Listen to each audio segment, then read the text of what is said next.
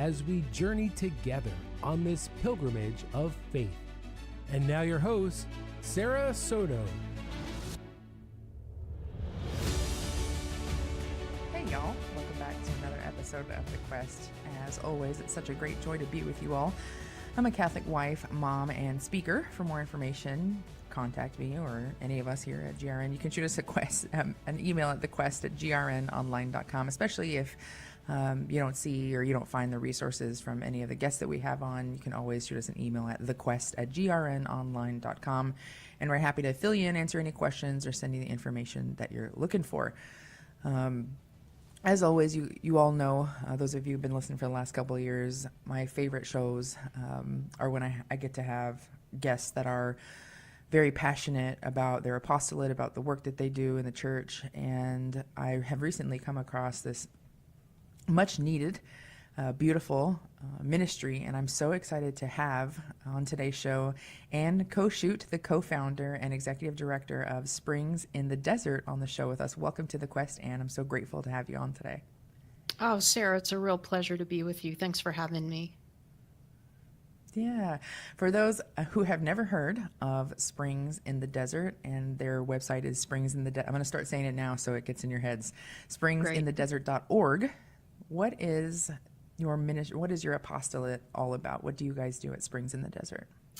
Yeah, thanks. So Springs in the Desert is a Catholic infertility ministry. So we provide the spiritual and emotional support and accompaniment that couples need wherever they are on the path of infertility or loss. And I think the most important thing to know when you're first hearing about it is that our ministry is kind of unique because our focus is on Christ, not on conception. So while we are happy to direct people to a NAPRO doctor or tell them about NFP, that's not kind of our primary mission. We are really here to provide the spiritual and emotional accompaniment that couples need, because as I'm sure we'll talk about during this hour, there are a lot of emotions, a lot of challenges spiritually, emotionally, within the marriage and other relationships that couples confront. And so we are that place to walk along with them. Yeah, it's so beautiful. It's certainly what drew me to reaching out to asking to have y'all on the show. And I don't know of any other apostolate that is like, that are walking with people that are carrying the cross of infertility, that are focused entirely on Christ. Because as you know, and I'm sure we'll kind of touch on throughout the show today, many of the women that I know that are carrying the cross of infertility, it can become an obsession, right? You can live and breathe it, and sometimes we can lose focus on Christ, and that's who. And I love that your ministry is focused on, or centered around keeping our focus on the Lord, because whatever cross we're carrying, our focus we should never lose sight of the Lord. I was listening to, they made Cardinal Raymond Burke an Instagram recently, and I was watching one of his reels. I'm a big fan. I don't know if you're supposed to say you're a fan of a cardinal, but I am. And he was saying there's just such a great joy in our Catholic faith, because when you're suffering immensely, and when the Lord, either heals you or walks with you on the journey, you can take heart knowing that you have brothers and sisters all over the world that are carrying the same cross as you. And because you can feel so alone, especially in this journey of infertility. And can you speak to that? I mean, what's the sort of, there's no one experience, right? It's not a universally, it's not the same for everybody. Like, not everybody deals with it the same way. But can you speak generally to the carrying the cross of infertility, and what, for those who maybe are carrying that cross, but also for those who are, the brother or sister of someone carrying that cross, or, the mother, father, et cetera, or best friend. What is it, not what is it like, but can you help us understand more deeply? Yeah, thank you for asking that, because I think that is, part of the challenge for those of us who are struggling with infertility or loss is that so many people around us don't quite understand. Everybody's experience is their own, and nobody can sort of climb inside of your life and Yeah. know everything about you and what you're going through from the inside. But I think particularly with something like infertility, it can feel to many people on the outside like just on the surface, like, oh, you can't have children, or you're really having a difficult time, and so maybe there is a solution out there to help you. And what they don't realize is all of the challenges that are going on inside of us, the Yeah. emotional, just the internal things that are happening, the thoughts that we have, the emotional turmoil that we might go through, the way that it impacts our marriage, Mm. and the way that it impacts all of our relationships. And you said it a minute ago, this idea of a cross that is so isolating, you feel so alone. And so we find that many people are out there in our pews who are also carrying this cross, but we Mm. may not know it because they don't talk about it. And so there are a lot of emotions associated with the experience. There's sadness, grief, anger, feelings of separation from God, distance from Mm. God. But there's also sometimes a sense of shame. We Mm. may feel ashamed, especially in our Catholic spaces, right? Because Right. we're supposed to be fruitful and multiply, Yeah. and so when that is difficult or when it doesn't happen, we can even feel like we're being judged by others. And a lot Hmm. a lot of times that's just a perception that we put on ourselves, but sometimes it's real. I mean, Yeah. through the ministry, I have heard stories of, very nice and well-meaning church ladies coming up to a woman who doesn't have children or who only has one, and is married, and kind of waving the NFP flyer, Yeah. um, to say you don't have to contracept, not Mm. realizing the struggle that this Yeah. couple may be going through with Oof. infertility, or perhaps having even lost a child through miscarriage. Yeah. So that's it. So your ministry it walks with women who are unable to conceive, or who have conceived but have lost their children from miscarriage. Yeah, and see, there's another whole layer to the issue that a lot of people don't realize, is that there's not just kind of a one size fits all in terms of infertility. So we walk with women and couples who are on the path of infertility or loss, wherever they are on that path. So, Mm. they might be fairly newlywed, and maybe they already know that there's a diagnosis and they might have some difficulty, or Mm. they're in treatment. Perhaps they're taking a break, or they have a diagnosis that will make it unlikely or perhaps even impossible that they will conceive. And there may be some who are in or moving past menopause, which, of course, I mean, that's not a diagnosis of Right. infertility, right? That's a natural part of a woman's reproductive cycle. But if you have not conceived, or if Mm. you have not been able to grow your family as you had hoped, when you enter into menopause, that's kind of a new horizon of grief, because you see Yeah. that fertility window closing. So in our ministry, we are walking with women and couples. Women, we usually say, because they're the ones who are, at 2 a.m. under the covers with their phone, Googling and trying to find support. Yeah. But couples, because we really are supporting the marriage. And Mm. yeah, so a lot of need out there for support to kind of break through that isolation. Yeah, definitely.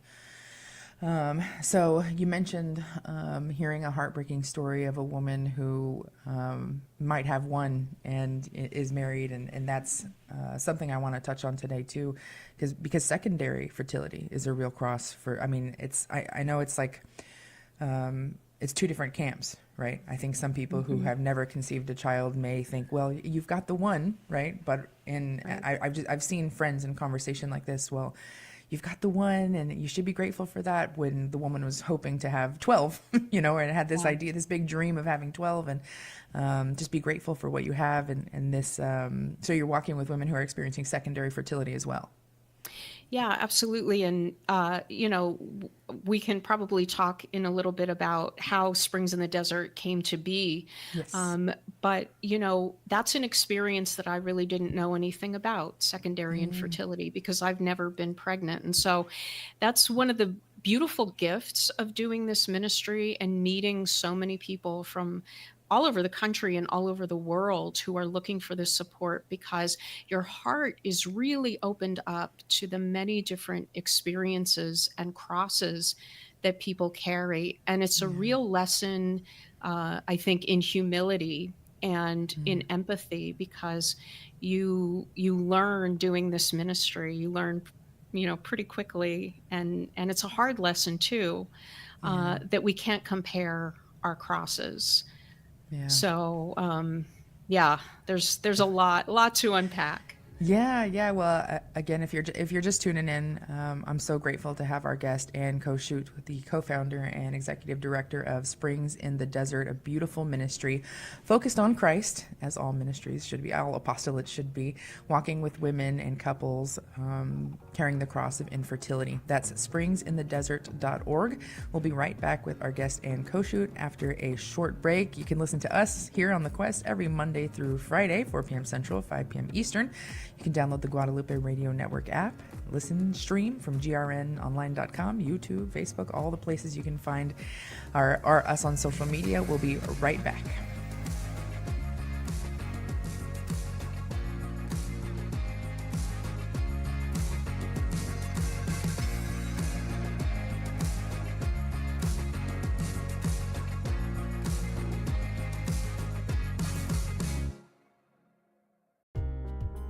Thank you for listening to the Guadalupe Radio Network and being part of the family.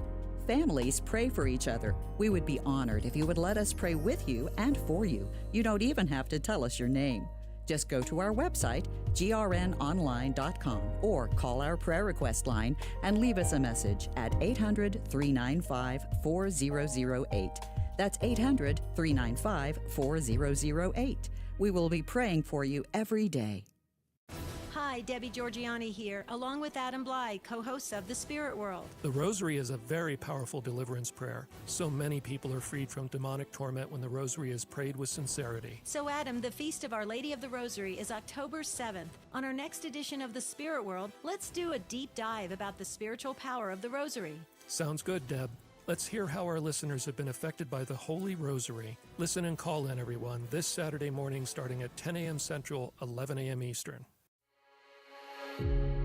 Welcome back to The Quest, an extraordinary journey where every step brings us closer to discovering God's love for us. Want to join the conversation? Give us a call at 877-757-9424. Hey y'all, welcome back to The Quest. I'm your Monday, Thursday host, Sarah Soto. I'm here with Ann Koshute, the co-founder and executive director of Springs in the Desert. She co-founded this incredible ministry that I'm so grateful she's here on the air to share with us today.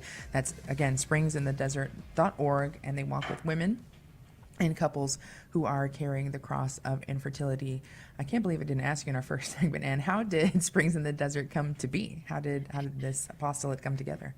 Yeah, well, Springs in the Desert, I think I would say, was born of suffering and of a need. So I got my master's in theology at the Pontifical JP2 Institute in DC.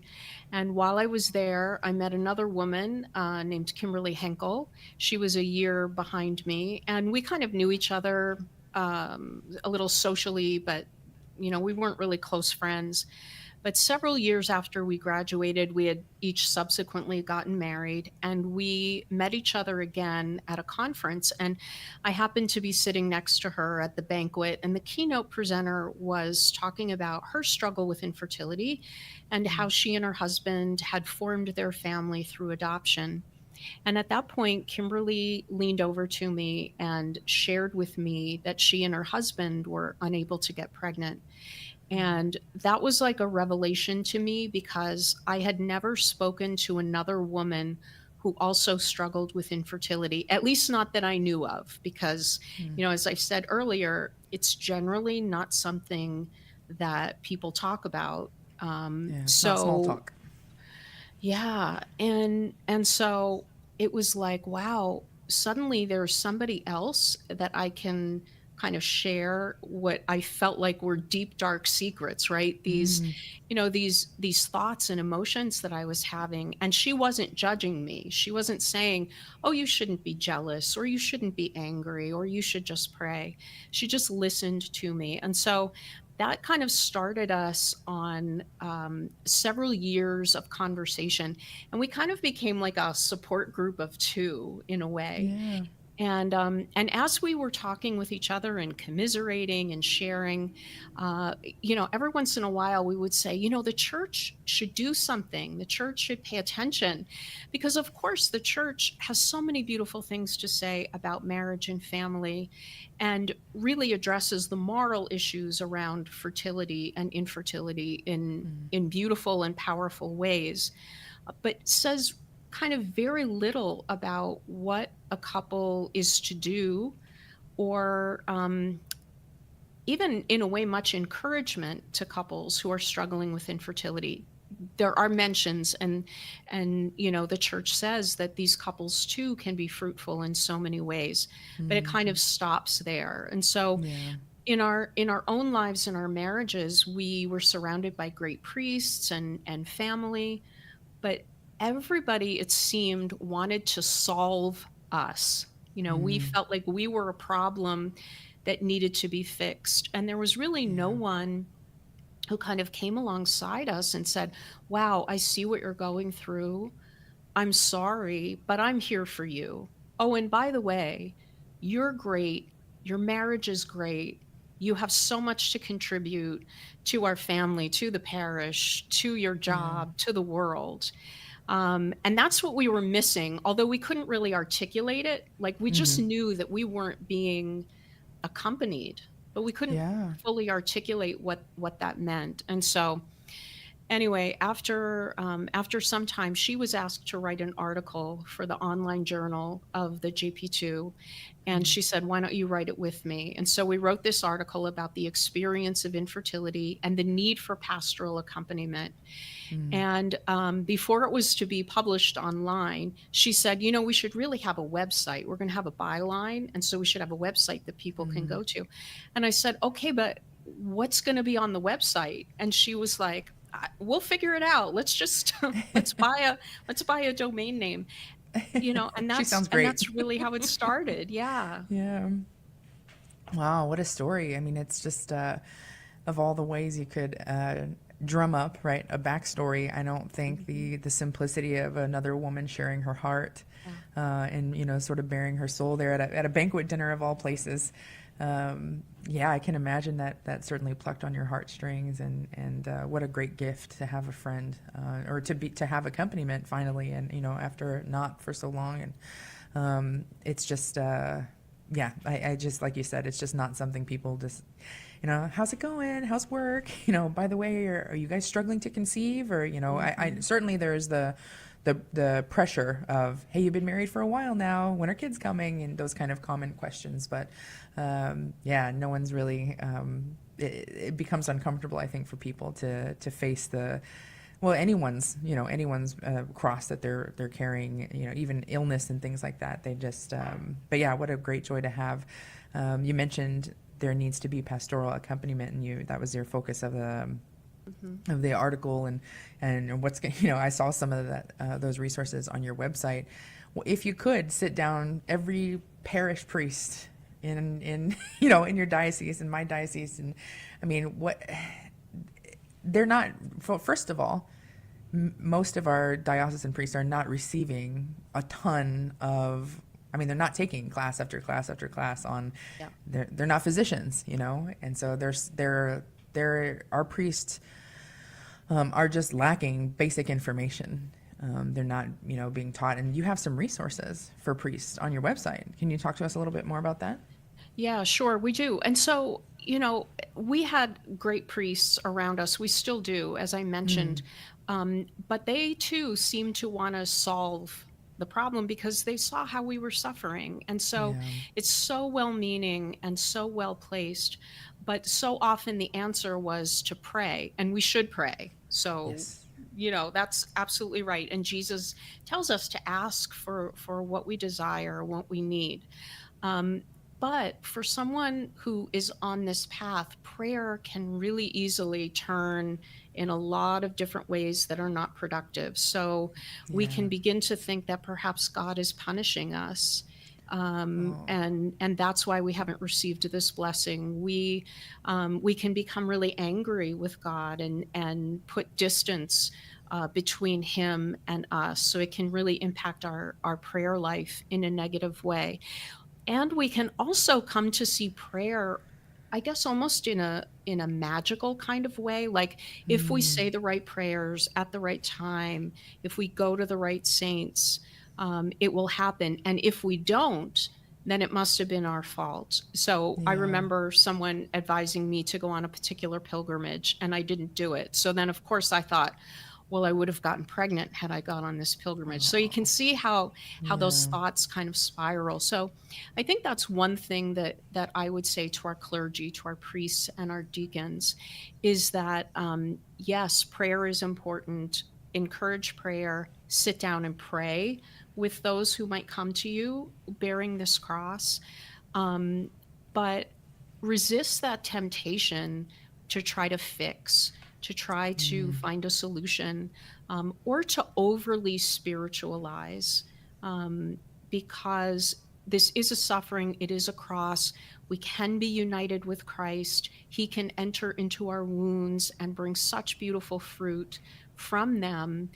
But I think that's not the place to start.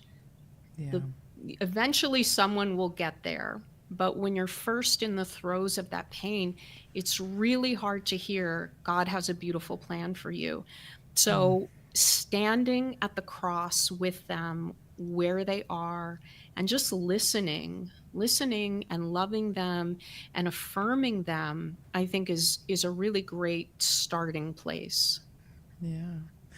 Yeah. I mean, so oftentimes our Lord just spent time with people, right? And Yeah. just heard what they were struggling with and just was there present with them. And that's beautiful advice, I think. And for those who are just tuning in, we're with Ann Koshute. She's a co-founder and executive director of Springs in the Desert, a Catholic apostolate that walks with women and couples who are carrying the cross of infertility. And when you talk about accompanying women and couples that are experiencing infertility, what does that look like practically? How do you? I mean, I saw some resources and you mentioned that you all do like a Lenten reflection for women and couples. What can a woman who goes to springsinthedesert.org, who finds you guys, or finds you all through the radio show here today, who is experiencing infertility, what can she expect from Springs in the Desert? Yeah, so I would say that the website is a great place to start. It's a really good entry point. And as you mentioned, Sarah, there are a lot of resources there on the website. So we have our blog that has just really beautiful stories of encouragement that come from people who are in our community. We also have our own podcast, the Springs in the Desert podcast, that you can find on all the platforms that you like to listen. And so we once had someone describe it as that friend that they can take along with them on the path of infertility. So I think those are kind of some, I would say, low risk ways, because maybe you're not ready to talk to someone or to Yeah. join a group. And so those are ways that you can go and just find accompaniment and support kind of on your own time and in your own space. There's Yeah, also our social media. We're on Facebook and Instagram and that's YouTube. right. So those are other ways of finding some support. And then, you can kind of level up, so to speak. So we do a virtual prayer group every Wednesday. If you go to our website, you'll see the Women at the Well virtual prayer group. that's for women. And so we gather on Wednesday nights. It's really casual, but it's an opportunity to pray together and to just have a little bit of community. And then during Lent, we do a 6-week series online. And so there'll be more information coming out about that really soon on our website and in our newsletter. And then we do in-person retreats, and we also just launched our in-person small groups.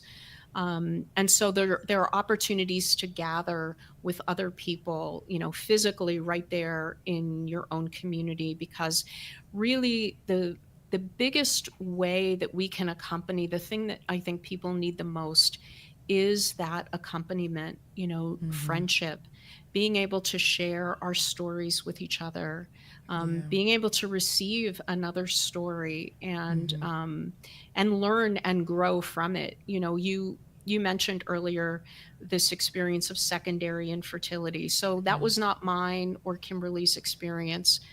So starting this ministry, our eyes were just opened to so many other crosses that people are carrying.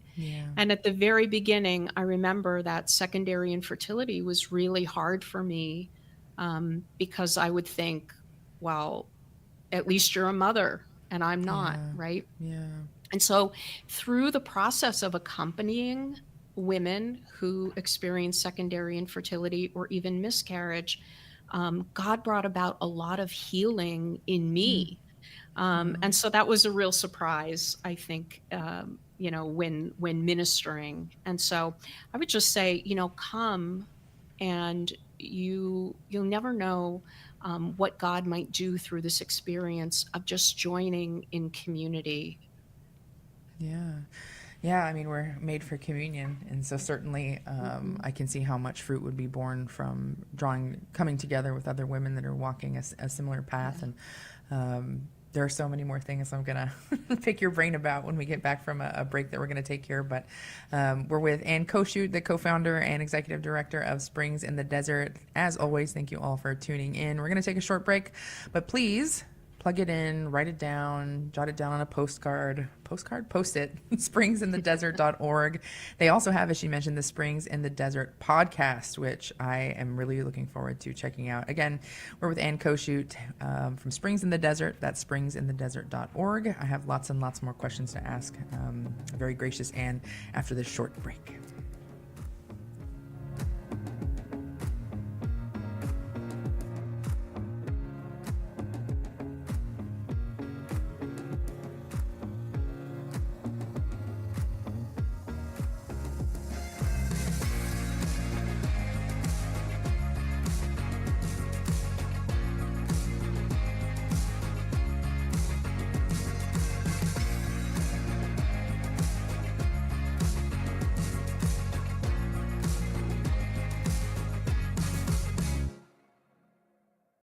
This is Life News Radio. I'm Jim Anderson. Because pro-life prayer and presence cuts into abortion industry profits, a new giant Illinois Planned Parenthood was designed to thwart those pro-life efforts. However, the first report this fall of an abortion-bound woman turning away comes from 40 Days workers at this Planned Parenthood. And people keep signing up to pray at 40daysforlife.com. Legacy media relies on inexperienced demographers to assert that Texas abortion restrictions hurt mothers. But secular pro-life argues that, contrary to media and abortion industry assertions, maternal mortality was increasing before Texas restricted and then banned abortions. And now, mothers have better outcomes in Texas with abortion out of the way. This is Life News Radio. A culture of life has a rarely mentioned but very formidable enemy. Pornography is material that deceives its consumers into thinking that they possess beauty, while the reality is they are possessed by a lie. The first step may be to talk openly with your pastor or confessor, reject the lie, and recognize that a culture of life relies upon you. Surrogacy and in vitro fertilization have serious problems related to the dignity of the human person, the family, and society at large. An op-ed at Life News calls for Christians and all stripes of political leaders to wake up to the human rights abuses perpetuated by a fertility industry. And another bishop is using Right to Life Month to urge Catholics to pray and vote against abortion. Nebraska Bishop James Connolly is in one of 10 states presented with constitutional amendments to permanently allow unlimited abortion. For pro-life headlines delivered to your email address daily, sign up at lifenews.com. This has been Life News Radio. You're listening to The Quest, a pilgrimage of faith. Have a question or something to share? Call the show live at 877-757-9424.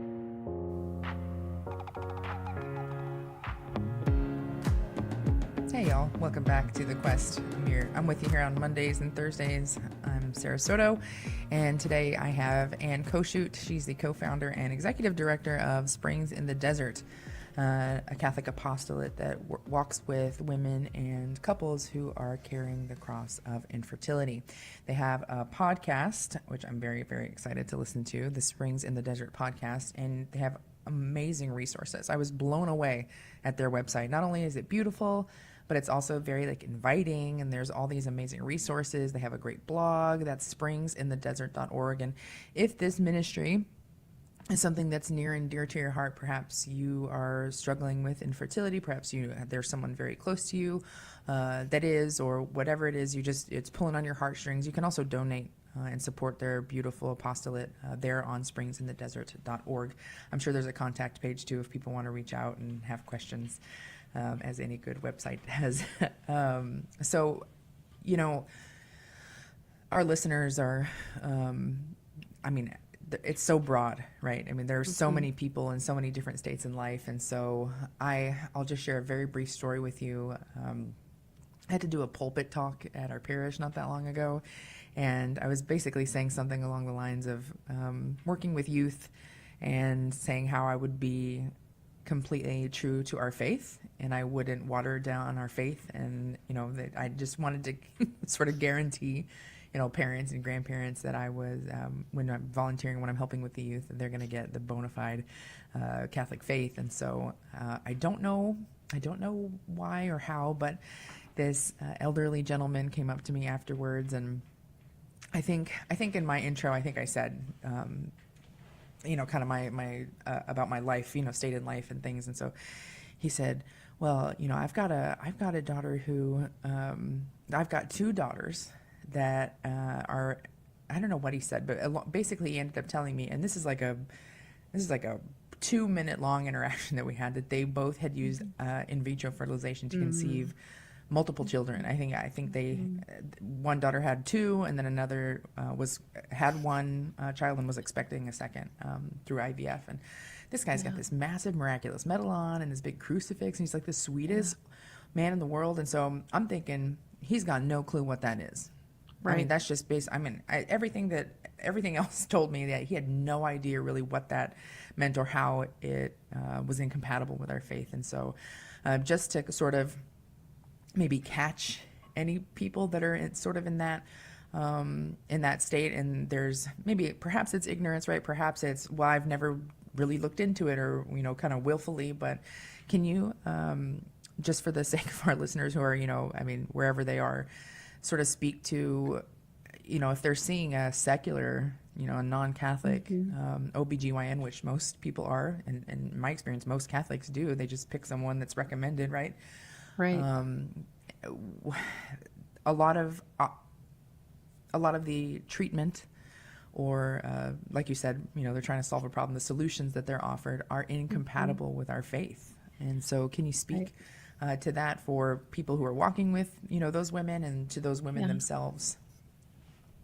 Yeah, sure. It's so hard, isn't it? Because the desire for a child is so good.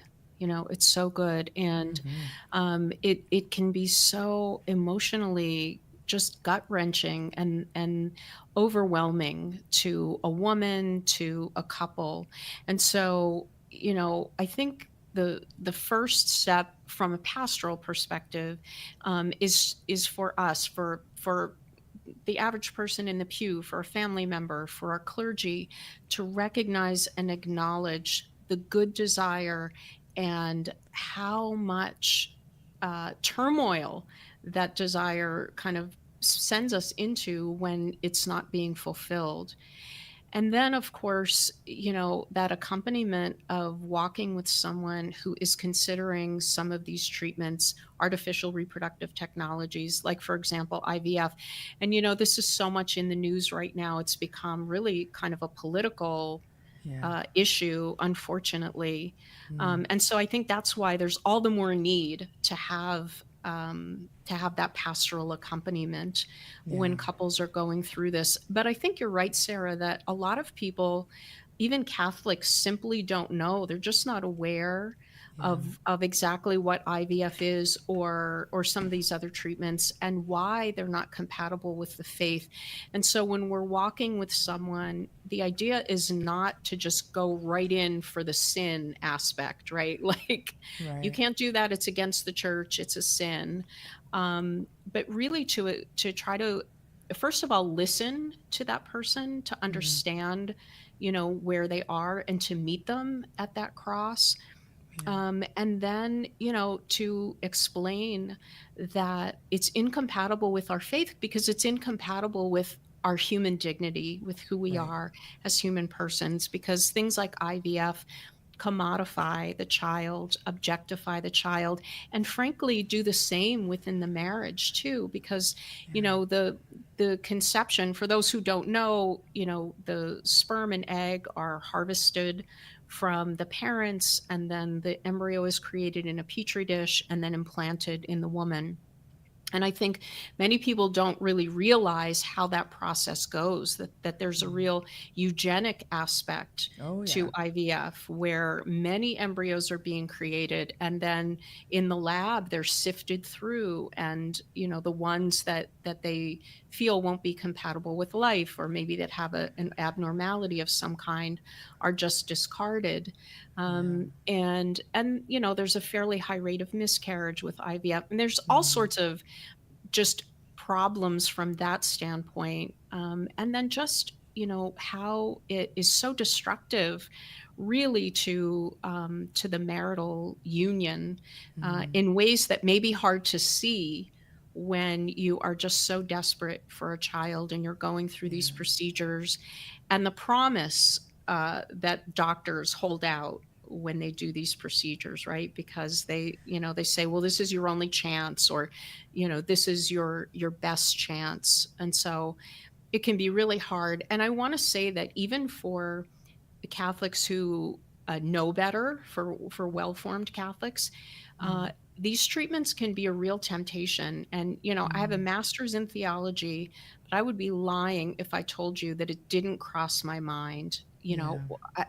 Isn't there some loophole? Isn't there some Oh, workaround? Because that desire is so strong, yeah. and the emotional upset and the sadness and the desperation that comes along with it can really be so overwhelming. Yeah. And so that's why there's such a need, I think, for this pastoral accompaniment. But I also want to say, Sarah, that if there's anyone out there who is listening and has done IVF, or has a family member who has, just to let them know that those children are good. Those Mm. children are made in God's image and likeness. It is good that they are here. If you didn't know, or if you were in a state that you were just so emotionally fraught because of that deep desire, um, confession is there for you, and Jesus is always there for you. And there's redemption and grace that can come out of this situation. Yeah. I mean, it's certainly it's easier said than done, but certainly the Hmm. Lord can bring about a greater good through Yeah. this immense suffering that women and couples are going through. And I just have to say that, yeah, when I first, like I said earlier, when I first found Springs in the Desert, I was just like, this is so needed. This is so needed. And I wish I could start a Springs in the Desert, like small group in every diocese. I mean, there's certainly, yeah, like you said, there are women in every church, in our pews that are walking this journey and feel so isolated. And I just wish I could scoop them all up and and hug them and throw them in a group together, and so that they could have, that accompaniment that, that's especially understood by women who are also struggling. And so I think for me, we're pretty newly married, almost 3 years now. And so I'm thinking a lot about, as you're talking about the effects, right? And I don't know if burden is the right word, but the effects of infertility on a marriage, and how heavy is, what is it? Rigid is the wood of the cross. Heavy is the wood of the cross for those that are carrying it, or experiencing infertility. And what advice do you have, or what can you share with people, with couples who, who feel like maybe their marriage is being ripped apart, who are having a difficult time even loving each other, right, and giving of themselves to one another, because this is the central focus of the marital act, right? And it becomes, it can become, no, I don't want to say obsessed, but I just know people who are walking the journey, and everything gets scheduled around it, and the primary focus of conversation is around it. And so what can you speak to, or what can you offer our couples that are listening, that are walking that journey? Yeah, I mean, unfortunately, you use the word obsessed. I would use the word job, right? It becomes like a job, right? Yeah. And you become so focused on it. And if you're charting, and if you're going through treatments, and you got to go for blood draws, and you're going for ultrasounds, and then just scheduling your intimacy, it can be very burdensome, and it really can create some distance. So I think that there are a couple of things that couples can sort of look out for and pay attention to. One thing that I think is really important is that men and women process this differently. Yeah. Men and women are different, thank goodness, right? But despite what the media wants to tell you, they're very different. Right. No, that's right. But we know it intuitively, right? When we're interacting with people of the opposite sex, whether it's our spouse or someone in our family, or whomever it is, right? There's that difference. And along with that is all the stuff you bring from your family of origin, right? And your own personality. And so for couples to recognize that you're going to process this differently, you might grieve differently. Your husband, your wife might react differently. In my own situation, I was very emotional. And part of that is because I'm doing treatments, I'm taking hormones, and, that's kind of sending things in weird directions that I hadn't anticipated. My husband is so beautiful and gentle and supportive, but he wasn't breaking down in tears. And so then I started to think, oh, well, he doesn't really care. I guess he doesn't really want children as badly as me, right? No, it was just his different way of processing. And, when I finally asked him about it, go figure, I was just assuming everything, right? But when I finally talked to him about it, he said to me, it hurts me too. It hurts me too. I just process and manage it differently. So it's important for couples to be checking in with each other, to be talking about how they're feeling, to take breaks when they need to. It's so important to nurture the marriage, and to love each other, and to seek counseling if needed. There is no shame in asking another more objective person to come in and help you to manage the relationship and the emotions that you're going through, because it's really tough, and you don't have to do it alone. Yeah. That's great advice. I just all of us are carrying a cross, and this one is just it's just so near and dear to my heart. And I just want to, like I said, I'm not typically the type that wants to hug everybody, but I feel like I want to hug everybody. I was browsing through your website earlier, and looking at, like I said, looking at all the resources that you have, and I have a few more questions to sort of pick your brain about, as I probably could for the next several hours. But we are going to hop on our last break here in just a second. But if you're just now tuning in, I feel bad for you. Although you can listen later on our podcast, having a great conversation with Ann Koshute. She's the co-founder and executive director of Springs in the Desert, a Catholic apostolate that journeys with women and couples who are carrying the cross of infertility. That's springsinthedesert.org. You can go to their website for amazing resources, a link to their podcast, read their blog, sign up for their newsletter. That's Springs in the Desert podcast. We'll be right back after a short break.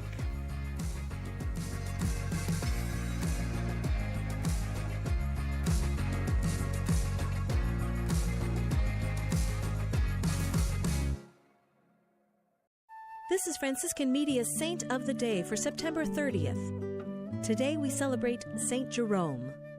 Jerome was born in the Balkans in 345 and sought the very best teachers for whatever he was studying. He was especially adept at languages, mastering Greek, Latin, and Hebrew. His translation of the Bible from Hebrew to Latin came to be known as the Vulgate. Calling for a new and corrected edition of the Vulgate in 1592, the Council of Trent declared it the authentic Bible text to be used in the Church. His biblical commentaries remain a great source of spiritual inspiration today. An outspoken man and a fearless critic, Jerome was swift to anger, but also to feel remorse. He was even more severe on his own shortcomings than on those of others. St. Augustine said of him, "What Jerome is ignorant of, no mortal has ever known." Jerome traveled extensively in Palestine and spent 5 years in the desert, where he devoted himself to prayer, penance, and study. He finally settled in Bethlehem, living in the cave believed to have been the birthplace of Christ. He died there in the year 420, and his remains are buried at the Basilica of St. Mary Major in Rome. There's more about the saints along with inspiration and Catholic resources at our website, saintoftheday.org. From Franciscan Media, this has been Saint of the Day. This is The Quest from the studios of the Guadalupe Radio Network. Share the show with a friend. You can find us on social media. Want to listen again? We're on Apple Podcasts, Spotify, YouTube, or wherever you enjoy listening to podcasts. Hey y'all, welcome back to our last segment here. You're listening to the one and only The Quest on the Guadalupe Radio Network. You can join us every Monday through Friday at 4 p.m. Central, 5 p.m. Eastern. Please download our Guadalupe Radio Network app, from where you download apps or stream from grnonline.com, or our YouTube, Facebook, Instagram, etc., etc. We are with Ann Koshute, the co-founder and executive director of Springs in the Desert. If you're just tuning in, that's a Catholic apostolate that walks with women and couples who are carrying the cross of infertility. That's springsinthedesert.org. Like I mentioned before the break, they have a fabulous blog and podcast. You can find them anywhere you listen to podcasts at the Springs in the Desert podcast. There are so many things that I want to ask Ann about. There's just not enough time. So I'm going to hone in on just a couple of my kind of big, I have them underlined several times, questions. And my question is for, what about if you know a woman or a couple who are carrying the cross of infertility, but you're very close with them and you want to say, announce your pregnancy, or your second pregnancy, or your third pregnancy, or whatever it is, right? Your growing family, or share that great news. Or you mentioned on your website, and of course, it's not something that people don't even think of it, because everyone who is alive has a mother. But those Mother's Day blessings that priests do on Mother's Day, on Sunday, what can you say for those women who are hearing all those pregnancy announcements? For the people who are making the announcements, that's probably too deeply layered a question. And then for those that are sitting in the pews hearing that Mother's Day blessing, and how and the pain of it for them, and then to the priests, what do they ought to do? Should they eliminate it, or can you speak to those things for us, please? Yeah, sure. So, a short answer is we have a lot of resources on our website that speak to those things, Mm. particularly if you go to springsinthedesert.org and up in the top bar, the menu bar, if you go to resources, infertility awareness, there Mm. is some great information there for clergy, but also for family members to help navigate some of those things with the people that you love. As far as those announcements, I would say it kind of depends on your relationship with that person. So if they have already shared with you that they are struggling with infertility, you Mm. might talk with them and ask them how they would most like to receive that kind of news. Mm. Some people say, just shoot me an email or a text. Some people will say, I would rather you meet with me and tell me in person. So I Mm. would kind of take their lead. If it is someone that you're not quite sure, you think maybe they're struggling with infertility, I would approach that again delicately, maybe sending them a quick email or a text. Hey, I just wanted to, let you know. So I think just that little bit of extra sensitivity that we have toward others Mm. really means a lot. And you mentioned Mother's Day, which I think in our community anyway, we find is one of the most difficult days of the year. And so Mm. we have resources for priests to help them with that as well. We have a whole pastoral toolkit, in fact, Yeah. with a lot of great information and a pastoral guide that can help our clergy. So, it's in our shop, or you can contact us, info@springsinthedesert.org, and we can share more about it. But I would say with Mother's Day, as the church, we can do Mother's Day differently from Mm. how Hallmark and the restaurants and the brunch and the florist. That's all great. We're not anti mother. We Yeah. love celebrating moms. But it is true that Mother's Day is the most difficult, I think, for people in our community. And it's so interesting that during COVID, we actually had people message us and say they were kind of glad that the churches were closed because it meant that on Oh Mother's Day, gosh. they didn't have to stay seated while everyone else stood up, or they run out right after communion, or a lot of people don't even go on Mother's Day. Oh my goodness. So, yeah, so I think it's really important for our clergy and for other people in the pews to know that. So, a very simple solution, I think, is do the blessing while everyone is standing. Add Mm. something to the prayers of the faithful, recognizing those who long to be mothers, Mm. recognizing the spiritual mothers in our lives, Yeah. godmothers, aunts, teachers, mentors, and those kinds of things. Those are really easy ways to be sensitive. Yeah. And I would also point out that there are women who have suffered miscarriage and have no living children, and they feel in a very weird position because Yeah. if they stand or if they go to get the flower, people might say, well, where are your Yeah. children? Or alternatively, they will run up to them and say, oh my gosh, are you pregnant? And they're there they are, sort of traumatized again. So, Yeah. these are some of those kind of layers that you and I spoke about earlier, before we came on, the different layers to this experience that are not really intuitive to people Right. if they haven't been through that experience. But, come to us if you are on the path of infertility or loss, wherever you are. Come to us because you can find a place of safety and friendship and community.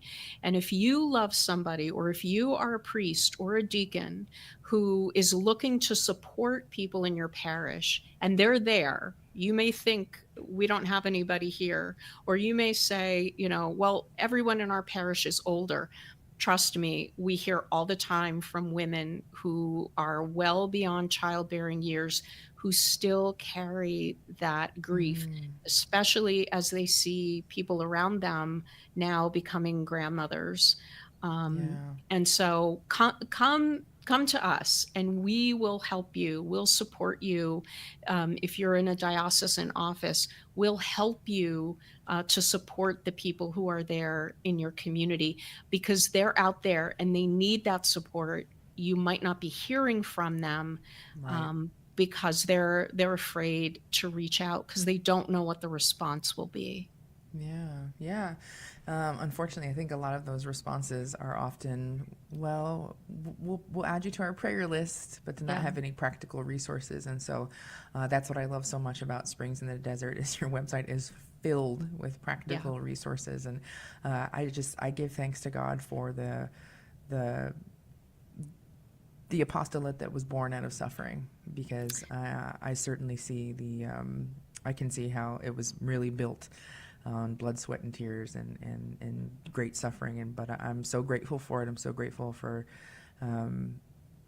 this very, very needed apostolate. And so we've only got a couple of minutes here left. I was going to ask you 37 more questions. So maybe in the future we'll have you back on if you're willing. But today if those of you are listening, we're going to have, so all of our shows go on our podcast afterwards. And so if you were like, oh, somebody should have listened to this show today, good news, Spotify, Apple Podcasts, anywhere you listen to your podcast, you'll be able to grab today's show, and it'll say Ann Koshute's name. You'll see it right there, and you'll see it'll mention infertility, the cross of infertility. So you can tune in and share this. And if you can't find it or you're struggling, please shoot us an email, thequest@grnonline.com, and we're happy to send you in that direction. Again, this has been a conversation with Ann Koshute. She's the co-founder and executive director of Springs in the Desert. Their website is springsinthedesert.org. If you want to find resources or find out how you can bring, really true, amazing resources to your diocese, to your parish, listen to their podcast, read their blog. I mean, you can get stuff for your priest on there. Say, hey, buddy, I got you a birthday present. You can get some resources from their amazing website. That's springsinthedesert.org, or donate, because they need your support to help get the word out. Thank you so much for coming on the show today, Ann. It's been a great joy to have this conversation with you. Thank you so much. I really appreciate it. Yeah. Thanks, everyone. And you can join us every Monday through Friday, 4 p.m. Central, 5 p.m. Eastern here on The Quest. Download our Guadalupe Radio Network app or listen and stream from grnonline.com or any of our social media. It's been such a great joy to be with you all. I'm your Monday, Thursday host, Sarah Soto. Love being with you all every single week here on Guadalupe Radio Network. I'm a Catholic wife, mom, and speaker. Please shoot us an email if you need any more information or you just want to say hey at thequest@grnonline.com. As always, it's a great joy to be with you all. Thank you for listening, and God bless you.